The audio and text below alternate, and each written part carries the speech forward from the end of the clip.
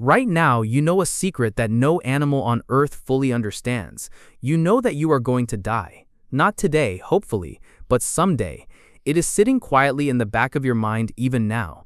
Every other creature lives as if this moment is all there is. You don't. And there was a day, tens of thousands of years ago, when the very first human looked at a dead body and for the first time ever truly understood. Today, you are that human, and this is the day everything changed.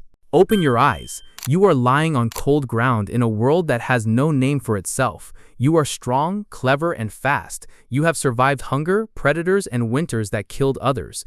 Until today, your life has been simple. Find food, avoid danger, sleep, repeat. You have seen death before. Animals you hunted, people in your group who stopped moving, but you never really thought about it. It happened to them, not to you. Today, that wall is about to break. Someone in your group has died, maybe an elder, maybe someone your own age. You crouch beside the body and wait, the way you always have, for them to get up. They don't. The chest does not rise, the eyes do not move, and then a thought arrives that no mind before yours has ever truly held. Not they are gone, something far heavier than that.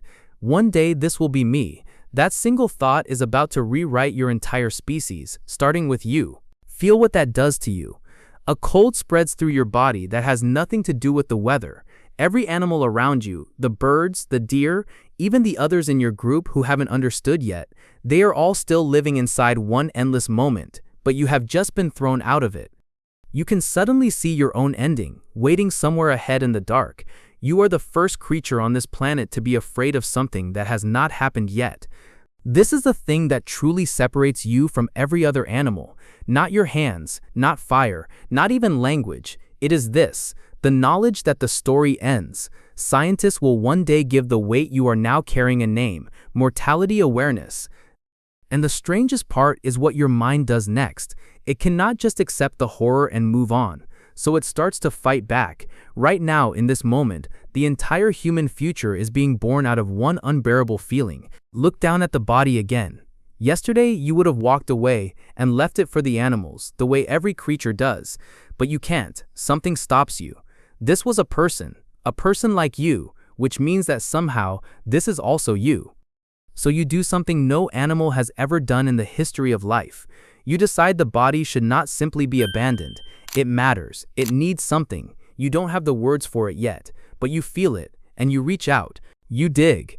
With your hands, with a stone, into the cold earth, you make a place. You lay the body down, not dropped, but placed, gently, often curled up like someone sleeping. Tens of thousands of years from now, people will dig these graves back up and gasp, because a buried body is one of the very first signs that a creature understood death. You are inventing the funeral, the first one that has ever existed. And you have no idea you are doing something the whole world will inherit. But just burying them is not enough for the thing screaming inside you, so you add things, a flower maybe, a favorite tool, a smear of red ochre, the color of blood, of life itself, as if to refuse to let them simply become nothing. Archaeologists will one day find these objects in ancient graves and understand exactly what they mean. They mean hope. They mean someone stood in this spot and refused to believe that death was truly the end, just like you are refusing right now. And here is what is really happening inside you. Your mind, terrified of the emptiness, has started doing the one thing it does best. It tells a story. Maybe they are not truly gone. Maybe they went somewhere. Maybe you will see them again one day. You cannot prove it. You will never prove it. But the story softens the cold, just enough to let you keep living. In this exact moment, standing over a grave you dug with your own hands, you have invented the first faint whisper of religion. Walk away from the grave and look at your group. They are watching you, and something has shifted in their eyes too, because the fear you feel is contagious, but so is the comfort. They saw you bury the body. They saw you refuse to let death win completely. And for the first time, a group of humans shares not just food and shelter, but a belief, an idea bigger than any single one of them. This is the moment a band of clever animals quietly begins to become a culture. Now the fear starts to change you in deeper ways, because if you are going to die, really truly die, then suddenly time means something it never did before. A day is no longer just a day. It is one of a limited number you will ever get. You begin to want things you never wanted, to be remembered, to leave a mark, to matter even after you are gone. No animal has ever felt that ache. You are the first one, and that ache is about to build absolutely everything. You press your hand flat against a cave wall and blow pigment around it, leaving a print that says one impossible thing: I was here. 40,000 years from now, a person will stand in that cave, look at your handprint, and feel a chill run down their spine, because they will understand exactly what you meant. You are not just decorating, you are fighting death the only way a mind can. If your body has to vanish, then maybe a piece of you can stay. Maybe you can outlive yourself. This is the secret engine behind nearly everything humans will ever do. The pyramids, the cathedrals, the books, the songs, the statues, the children named after grandparents. Scientists even have a theory for it, that a huge amount of human behavior is really just us managing the terror of knowing we will die. Every great work ever made is, in some quiet way, a handprint on a cave wall, a person reaching across time to say, I existed, remember me. And all of it begins with you, today. But the fear has a dark side, and you feel that beginning in you too. Because if death is the worst thing imaginable, then the threat of death becomes the ultimate power, and the promise of somehow surviving it becomes the most valuable thing anyone can offer you. Comfort and control get tangled together. The same terror that builds temples can also be used to rule people, to frighten them, to own them. Today you are not only inventing hope, you are inventing humanity's deepest weakness at the very same time. Night falls, you lie down, and for the first time in the history of life on this planet, a creature stares into the dark and thinks about its own ending instead of simply sleeping. It is unbearable, and yet you notice something else. The fear has not only made you smaller, it has made the world sharper, the fire is warmer, the faces around you are more precious. Knowing that it ends makes every moment of it almost unbearably alive. The curse and the gift turn out to be the very same thing. Understand what you have really done today. You did not invent a tool, you invented meaning, because meaning only exists for a creature that knows its time is limited. Nothing matters to something that lives forever. Everything matters to something that won't.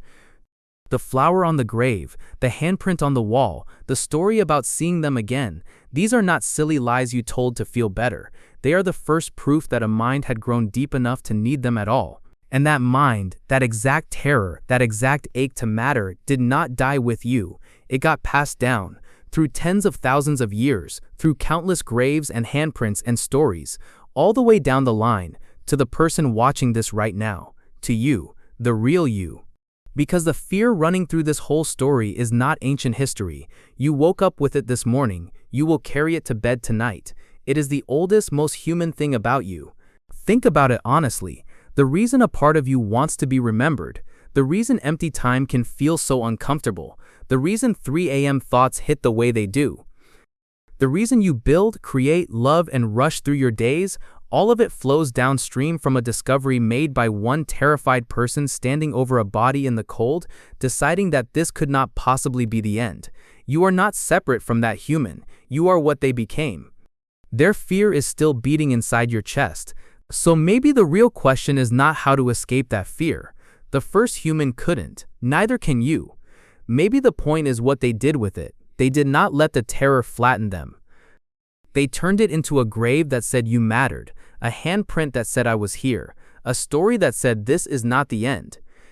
They took the most horrifying fact in the universe and used it to build every beautiful thing humans have ever made, including the simple fact that you are still thinking about them now. You close your eyes for the last time in this story. Somewhere ahead in the dark is the ending you became the first to fear, but behind you is something no animal ever left, a grave, a handprint, a reason. You did not beat death today. You did something stranger. You made it mean something. And tens of thousands of years later, it still does. If this made the hair on your arm stand up, that feeling is them, reaching across time. Stay here. There is another life waiting for you to wake up into.